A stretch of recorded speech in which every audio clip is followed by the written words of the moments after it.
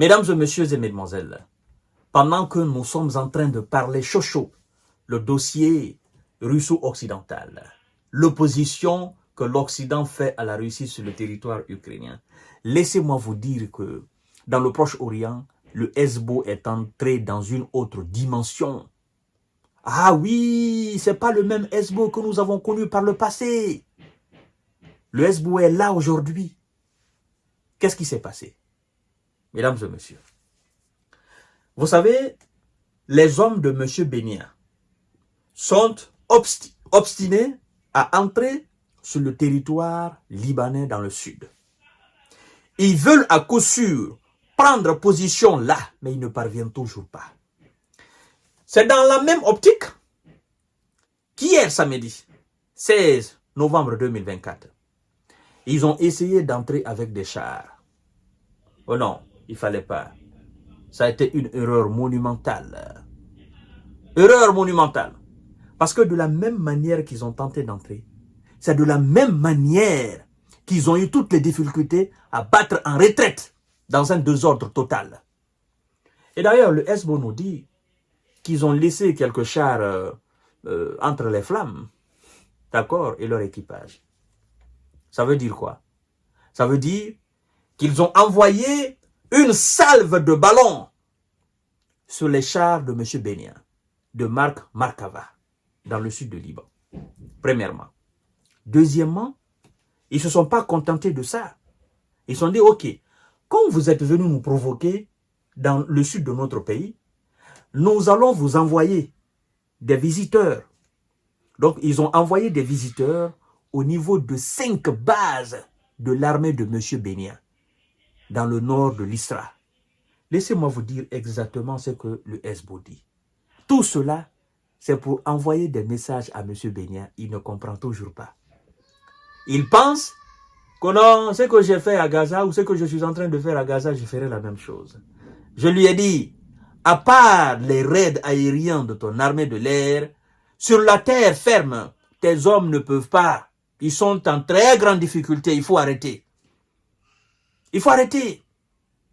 Tu veux conquérir des terres. Tu veux déloger les éléments du Hezbollah. Ça ne se fait pas avec des avions. Parce que sur le plan terrestre de l'armée de l'air, de l'armée de terre, ben écoutez, tes hommes ne parviennent pas. Depuis le mois de septembre jusque-là, tes hommes sont en grande difficulté. Ils ne parviennent pas. Ne serait-ce que le plus petit village du sud de Liban, ils ne sont pas encore parvenus à le conquérir. Ça doit vous envoyer un message. C'est clair. Mesdames et messieurs et mesdemoiselles. Le Hezbollah informe la communauté nationale et internationale avoir envoyé une salve, ou si vous voulez bien, des salves de ballons, n'est-ce pas, sur des chars de M. Bénia qui tentaient de pénétrer le Liban. Dans un communiqué partagé sur Telegram, le Hezbollah a affirmé avoir touché avec un missile en char de M. Bénia qui se trouvait à quelques kilomètres de la frontière en territoire libanais, où l'armée de M. Bénia tente de mener une opération terrestre depuis fin septembre. Le Hezbollah dit ceci. Des combattants du Hezbollah ont pris pour cible un char Markava à la périphérie du village de Chamar, dans le sud de Liban, avec un missile guidé, y provoquant le feu que vous connaissez. Un incendie a rapporté le texte et son équipage. Et donc, les autres ont pris la fuite, ils ont pris la tangente. Ben, voyant ce qui arrive à ce char, ils ont dit, bon, écoutez, on ne peut pas aller, il faut reculer. Donc, ils ont battu encore une fois de plus en retraite. Alors, mesdames et messieurs, comme je vous disais tout à l'heure, le même Hezbollah nous dit, dans un autre communiqué, avoir visé des bases militaires dans et près de Haïfa, dans le nord de l'Isra. Ils ont demandé aux restants d'habitants du nord de l'Isra d'évacuer. Certains ont pensé que c'était de la pagaille. Et là, aujourd'hui, le nord complètement vidé. ben, ça ne reste que des bases militaires. Et le Hezbollah sait maintenant ce qu'il faut faire avec ces bases militaires. Dans un communiqué publié sur Telegram, le Hezbollah a affirmé avoir tiré, n'est-ce pas, des salves de roquettes sur des bases militaires et sur et près de Haïfa, dans le nord de l'Isra. Le mouvement a cité 5 bases visées à Haïfa et Carmel, plus au sud. Alors, l'armée de M. Bennia avait annoncé un peu plus tôt sur son compte Telegram, voilà, je parle de synagogue, machin, ils avaient dit qu'une synagogue avait été touchée. Parce que eux, ils font une déclaration, ils font le contre de leur déclaration.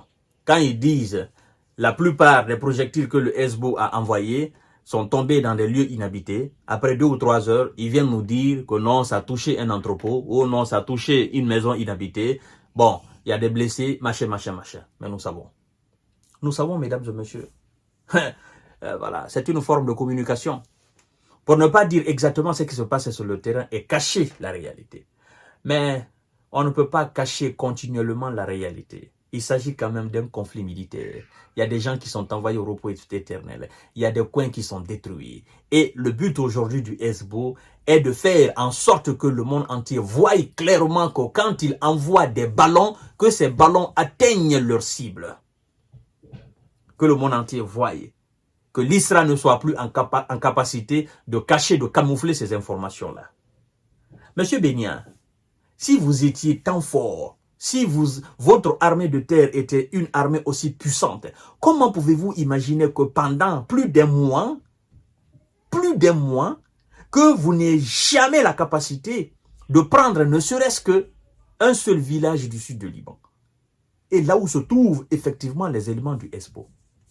C'est pas curieux ça? Bon, c'est la politique américaine. Contre les forts, ils sont faibles. Et je vous ai toujours dit, face à une armée structurée, l'armée de M. Bennia ne fera pas le poids. Et c'est ce qu'on est en train de constater avec le Hezbollah. Parce que ils sont entrés avec les gros moyens en Palestine, machin, parce qu'ils savent que là-bas, il n'y a pas... Oui, c'est vrai, il y a de la résistance, mais ils n'ont pas les mêmes moyens que le Hezbollah. Et donc, là, ils se sont donné des ailes. Et ils ont dit, bon, au sud de Liban, nous allons faire la même chose que nous sommes en train de faire. C'est là une erreur monumentale. Là-bas, c'est plus de 10 000, c'est plus de 20 000, c'est plus de 30 000, c'est plus de 40 000 soldats qui tiennent tête. Des soldats très bien entraînés. Ils ont même des forces spéciales. Ils ont des roquettes. Ils ont des lance-roquettes multiples. Ils ont des missiles. Ils ont des drones d'attaque, des drones d'explosives. Qu'est-ce que vous voulez? Ça, c'est une armée. C'est pas des gens qui se débrouillent avec des moyens rudimentaires. Non, ça, c'est une armée.